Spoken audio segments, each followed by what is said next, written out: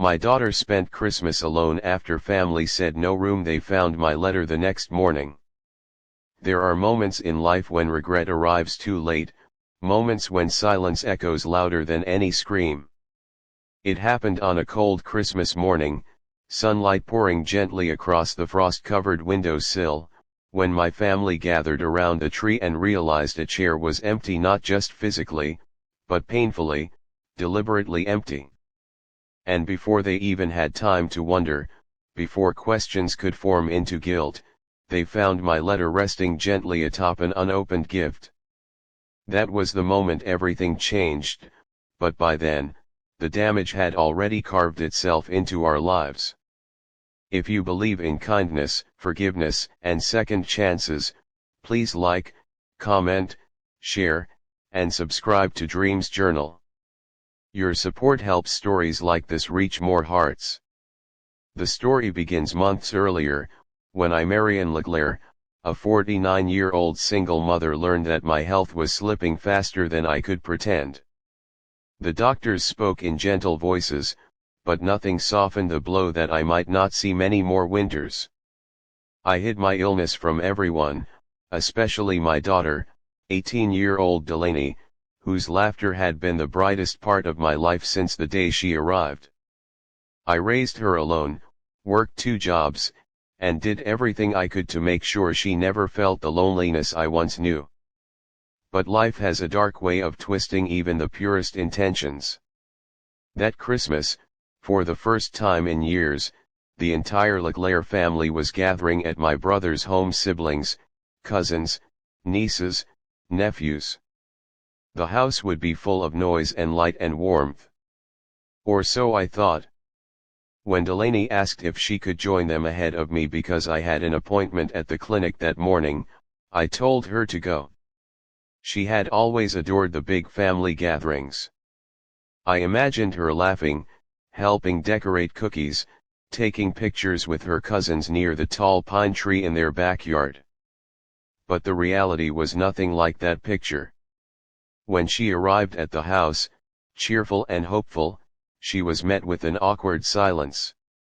My sister-in-law, Carla, pulled her aside and explained with a stiff smile that the guest rooms were filled, the couches claimed, and that maybe next year there'd be space.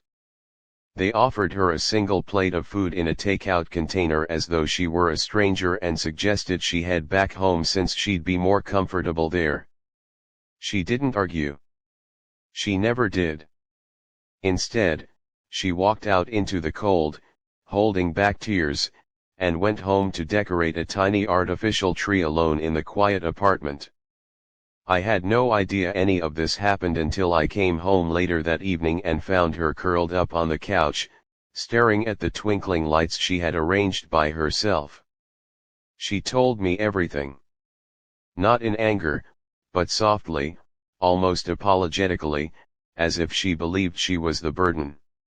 That night, as she slept, I felt something in me break. The family I had defended for years, the people I told her would always be there for her, had made my daughter feel small and unwanted. And knowing that time was slipping away from me, I realized I couldn't let my story end without setting something right. Christmas morning arrived quiet and bright.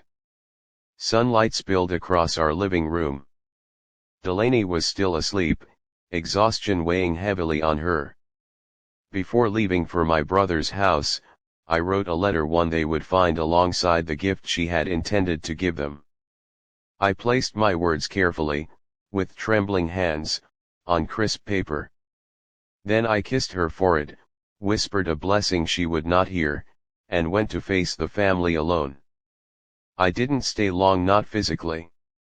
What I left behind was far more powerful than my presence. The letter explained everything they didn't know about me, about my illness, about how time was slipping faster than the days on the calendar. I wrote about Delaney, about her kindness, her gentle heart, her unwavering loyalty, and how their rejection had wounded her in ways that would last longer than they realized. I reminded them that love was not about rooms, or beds, or convenience. It was about space in the heart and they had shown her none.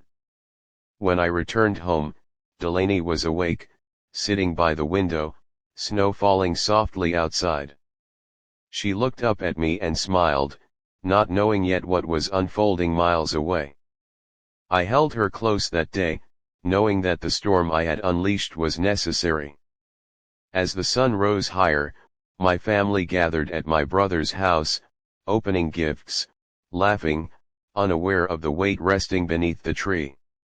When they opened the letter, the room fell silent. My brother cried openly. Carla collapsed onto a chair, guilt unraveling her composure. The cousins who had once adored Delaney stared at each other, shame burning their cheeks. They realized they had turned away the one person whose heart was big enough to forgive them if they had only given her the chance.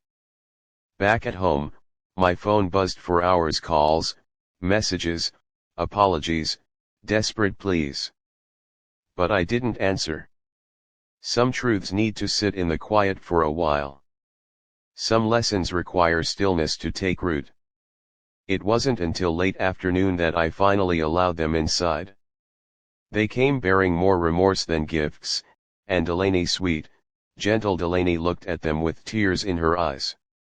She didn't rush into their arms, but she didn't shut the door either. Forgiveness is not always instant, but it begins with being seen. If this story has touched your heart, please like, comment, share, and subscribe to Dreams Journal. Your support means everything. Before the ending, I want you to comment one thing you believe every family should never forget. Your words might help someone today. And as the sun set that Christmas evening, our small home filled with hesitant laughter, warm embraces, and promises rebuilt from fragile sincerity. It wasn't perfect, not yet, but it was a beginning, a second chance born from truth, love, and a letter that changed everything.